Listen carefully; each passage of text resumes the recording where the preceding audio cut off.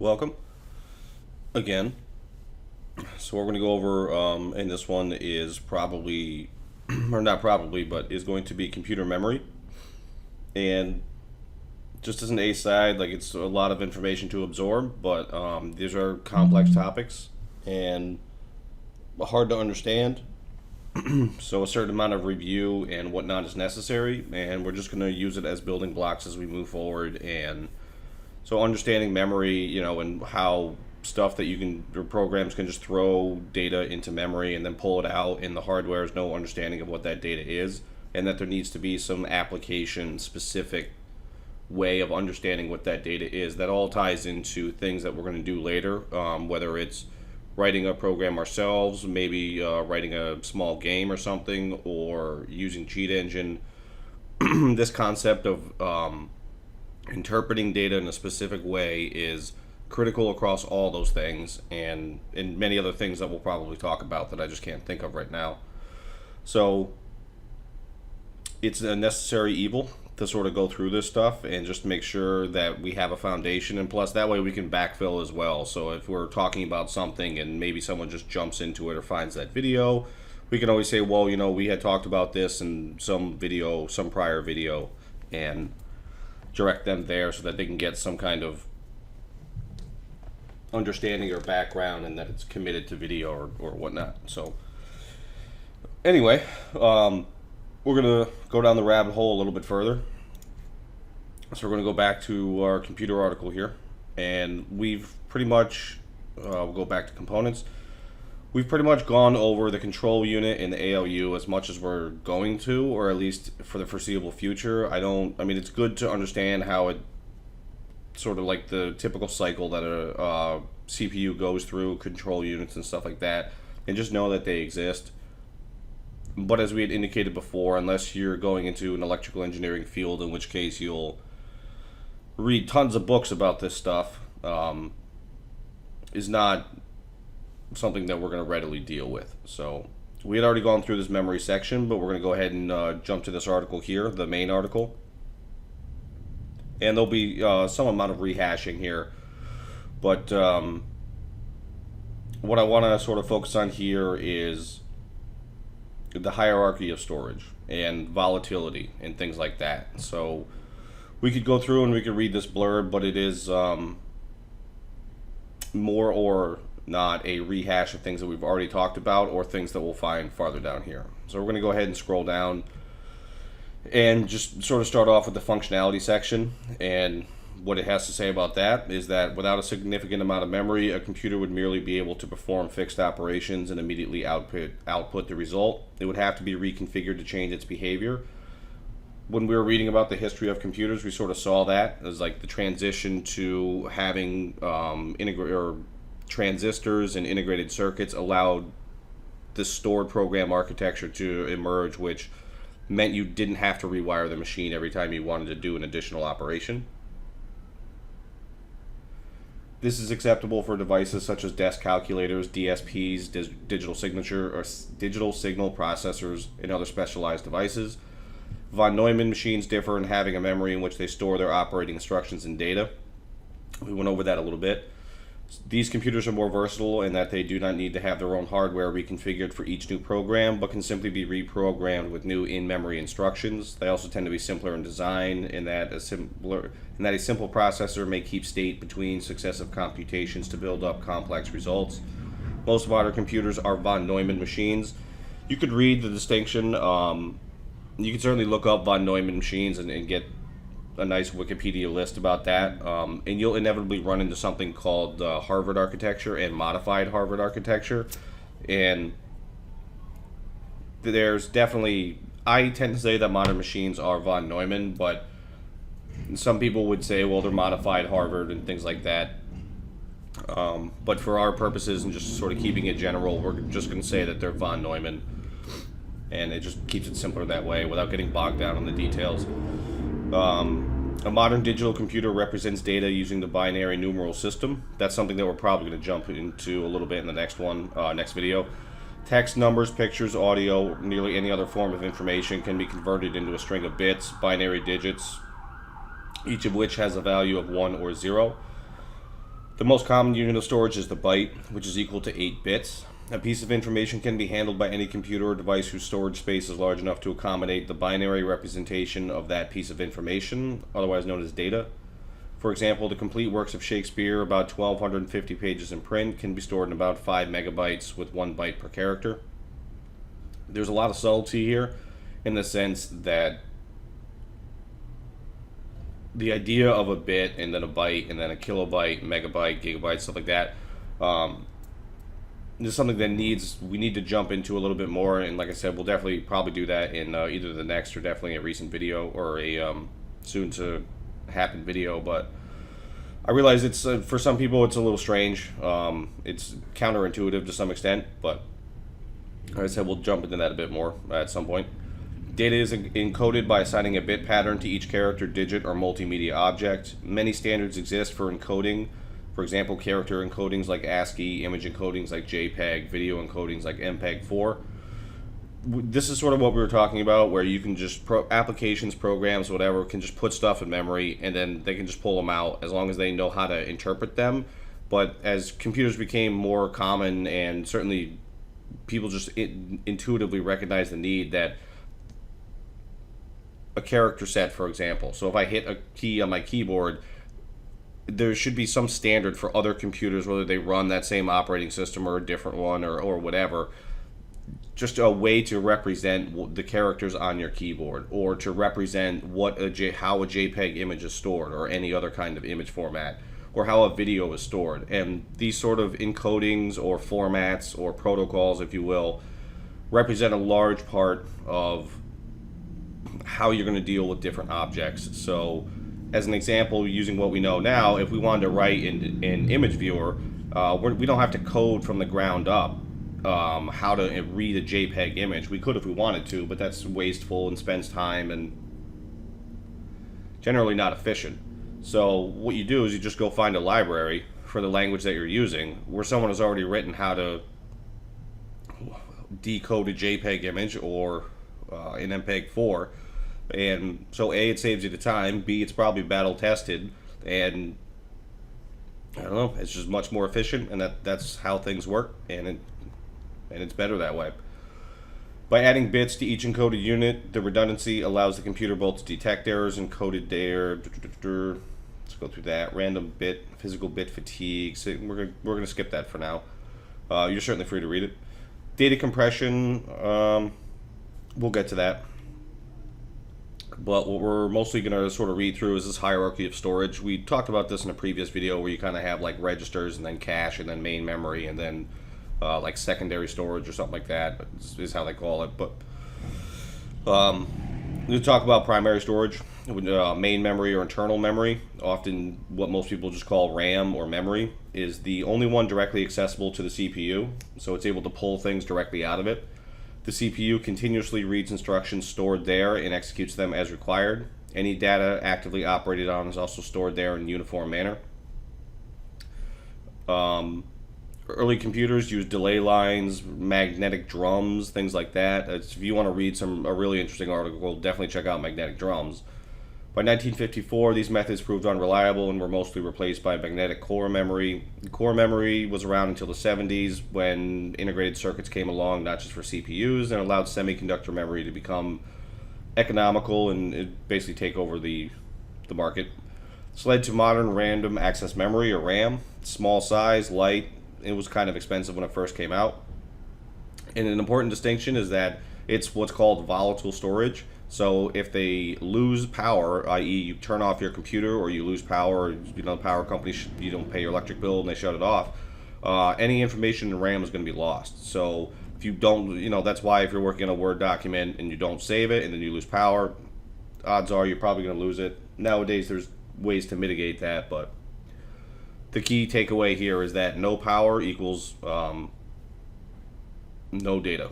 And when you get power back, it's just essentially the RAM's going to be zeroed out and not remember what it was stored in there before it lost power. As shown in the diagram to the right, traditionally there are two more sublayers of primary storage besides main large capacity RAM. There's the registers, which are bolted right onto the CPU. Each register typically holds a word of data, so we'll talk about what a word is at some point. CPU instructions instruct the ALU to perform various calculations or other operations on this data, or assist or help with it. Registers are the fastest forms of all forms of computer data storage. Processor cache is an intermediate stage between the registers and the main memory, introduced solely to improve the performance of computers. Most actively used information in the main memory is just duplicated in the cache memory, which is faster but has much less capacity. On the other hand, main memory is slower but has much greater storage capacity. There's other setups as well, but for our general purposes here, it makes a pretty good, draws a pretty good line, or paints a pretty good picture. So if we look at the thing, or the graph over here on the right, we have our CPU, we have our ALU, we have our cache memory, and we have our registers, and then we have our main memory over here, and this is what forms what's known as the primary storage. And then for secondary storage, you have your hard drive or solid state drive or whatever. Your offline storage is going to be basically your optical discs, so your CDs. Does anyone even use those anymore? It could be your DVDs. And then your tertiary storage is going to be like a removable flash drive or a tape backup or something like that. But mostly what we're focusing on is just this primary storage. And we'll talk about the interplay between the primary and the secondary storage, as we get more into like input, output, and things like that. Main memory is directly or indirectly connected to the CPU via a memory bus. It is actually two buses, an address bus and a data bus. The CPU first sends a number through an address bus with a memory address that indicates the desired location of data, or where that data is. Then it reads or writes the data in the memory cells using the data bus. Additionally, a memory management unit is a small device between CPU and RAM, recalculating the actual memory address, for example, to provide virtual memory or other tasks. So that virtual memory and MMUs and stuff like that is a whole complicated topic that we are going to get into, but for our purposes right now, we can basically pretend like the MMU doesn't exist, because it's largely transparent, unless it's just largely transparent. It's designed to be that way. If you had to, if your developer had to manually worry about mapping physical to address or physical to virtual and stuff like that, they'd probably lose their mind. Or certainly there'd be a lot less developers, that's for sure. As the RAM types used for primary storage are volatile, i.e. cleared at startup, a computer containing only such storage would not have a source to read instructions from in order to start the computer. Hence, non-volatile primary storage containing a small startup program, colloquially known as the BIOS, is used to bootstrap the computer, that is, to read a larger program from secondary storage to RAM and to start and execute it. Non-volatile technology used for this purpose is called ROM. We talked a little bit about that. Many types of ROM are not literally read-only, as updates are possible. So you may have read, or you may have done it yourself, where you update the BIOS. You're essentially just rewriting the ROM, which makes it such a weird and, not weird, but such a dangerous thing. If you're rewriting your BIOS and you lose power, you're probably going to brick your machine, and which basically means it's a paperweight at that point. Many types of ROM are not literally read-only, as updates are possible. However, it is slow and memory must be erased in large portions before it can be rewritten. Embedded systems run programs directly from ROM, or some of them do, because such programs are rarely changed. You deal with ROM a lot more when you do embedded stuff, but we'll talk a little bit about secondary storage. Basically, think hard drive, solid state. Secondary storage differs from primary storage in that it is not directly accessible by the CPU. And if you think back to what we were talking about before, that means that we have to do I/O. And as we were talking about before, I/O is slow, just sort of by its very nature, because I/O means I'm dealing with something that's external to the CPU. Or, yeah, that's good enough for now. The computer usually uses its I/O channels to access secondary storage and transfers the desired data using intermediate area and primary storage.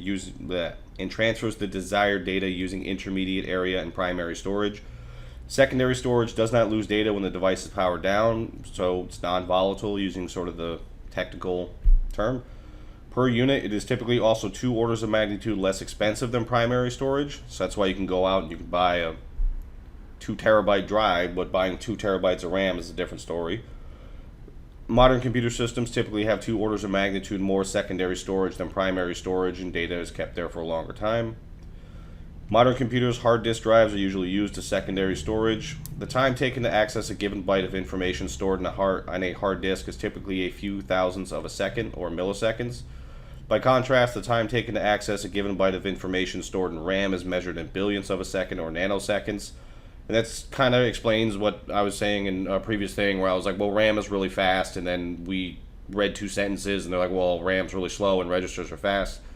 It's all relative. So if you're looking at RAM relative to the hard disk, RAM's pretty sweet. This illustrates the significant access time difference which distinguishes solid-state memory from rotating magnetic storage devices. Hard disks are typically about 1,000,000 times slower than memory. Optical storage have even longer access times because they have to like spin the disk and read it with a laser. With disk drives, once the disk read-write head reaches the proper placement and the data of interest rotates under it, subsequent data on the track is very, very fast to access. To reduce the seek time and rotational latency, data is usually transferred to and from the disks in large blocks. When data resides on a disk, block access to high latency offers a ray of hope. External memory algorithms, I'm going to skip that. Some other examples of secondary storage technologies are flash memory, floppy disks. Most computer OSs use the concept of virtual memory, allowing utilization of more primary storage capacity than is physically available in the system. How is that possible? We will read on.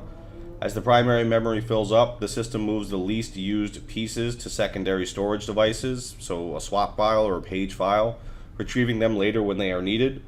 If you've ever wondered, we can actually maybe demonstrate this a little bit.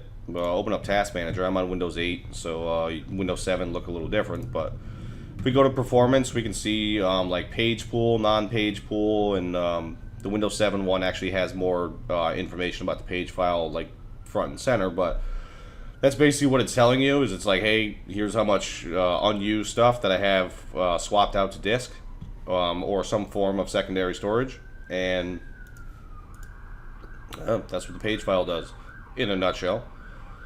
As more of these retrievals from slower secondary storage are necessary, the more the overall system performance is degraded. So that's just because of the long seek, or basically because it takes a while to get the data back. So if you have to read from disk and it's 1,000,000 times slower, it's obviously going to slow the system down. Tertiary storage provides a third level of storage. So this is like a tape library, jukebox stuff. Odds are you're not dealing with any of that. Offline storage is a computer data storage on a medium or a device that is not under the control of a CPU. I mean, it's an interesting thing. You can definitely read about it. Floppy examples: floppy disks, zip disks, punch cards.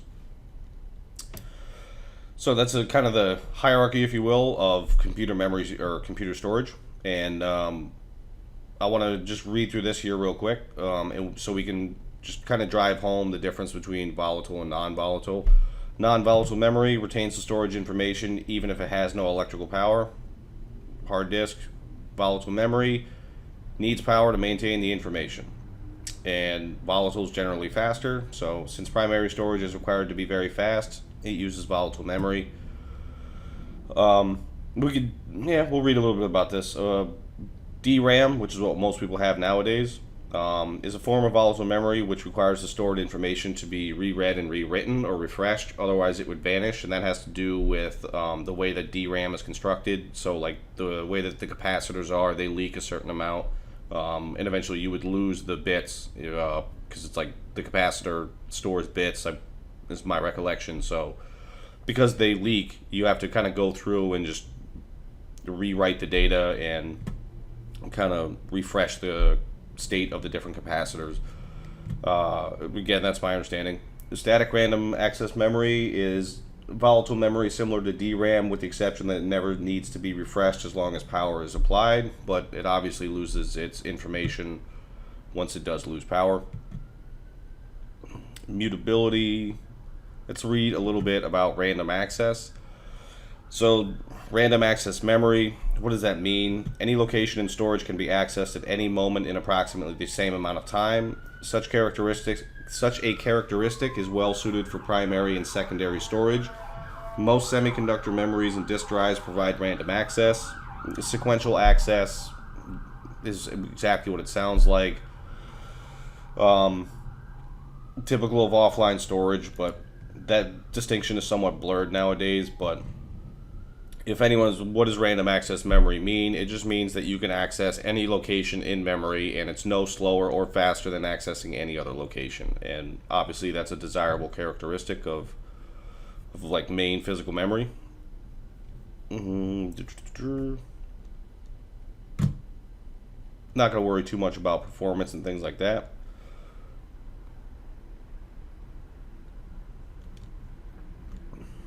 Scroll down here. Let's see. There's RAID, network connectivity, robotic storage. Let's scroll back up, and then we're going to look for. Let's see. There's an article that's just computer memory.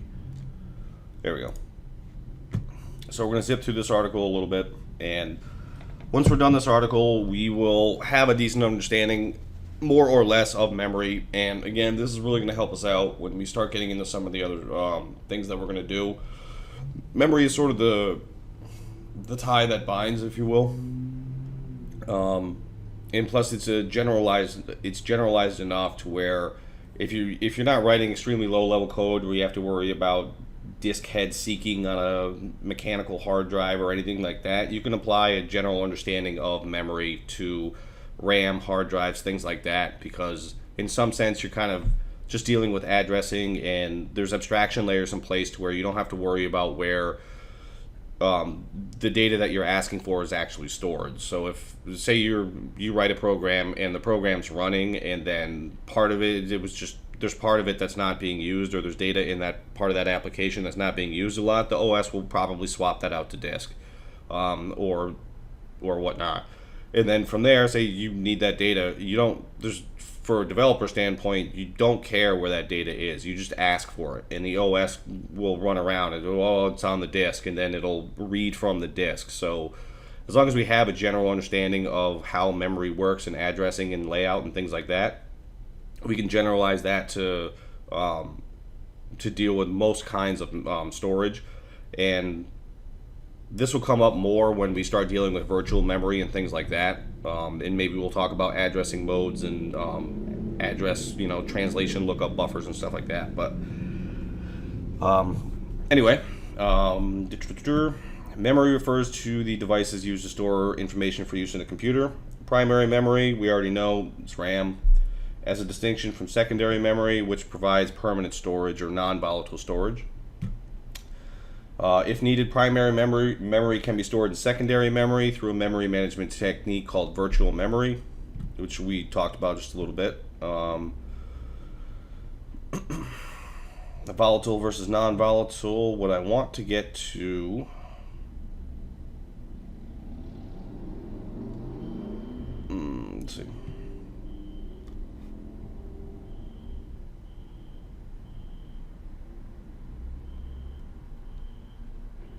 Gonna approach this memory management topic.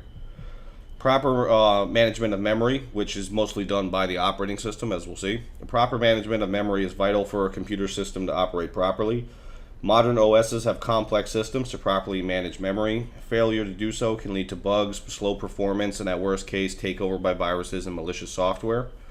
Nearly everything a computer programmer does requires him or her to consider how to manage memory. Even storing a number in memory requires the programmer to specify how the memory should store it. And I think this sentence right here is probably why we've jumped through all these hoops and read all that we have, because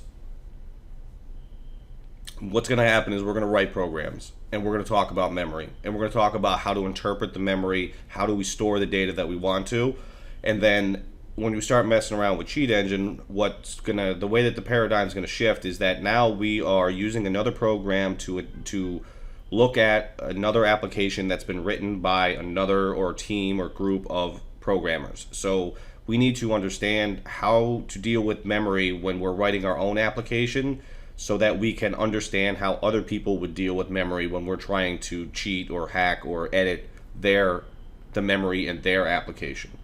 So even storing a number, depending on how granular you want to get, you have to worry about how it's being stored in memory, and higher level languages take care of a lot of that kind of stuff for us, but that sort of that caveat or subtlety still exists.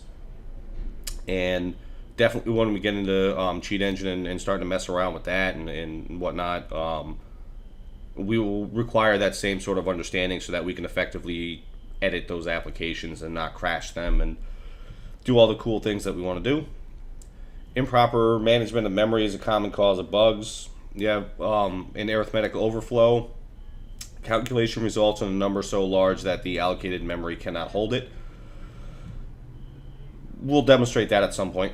But again, higher level languages can sometimes alleviate that problem. A memory leak occurs when a program requests memory from the operating system and never returns the memory when it's done with it. A program with this bug will gradually require more and more memory until the program fails as it runs out. This is a real pain in the butt. Finding a memory leak can be hard, and at the same time, if you want to write a program that chews up all the memory in your computer, I don't know why you would, but it's something we'll just probably do because it's funny. It is really, really easy. So we'll take a look at memory leaks at a practical level at some point. Segmentation fault results when a program tries to access memory that it does not have permission to access. Generally, a program doing so will be terminated by the operating system. So the operating system reserves the ability for it, because it is the arbiter of all resources of the machine.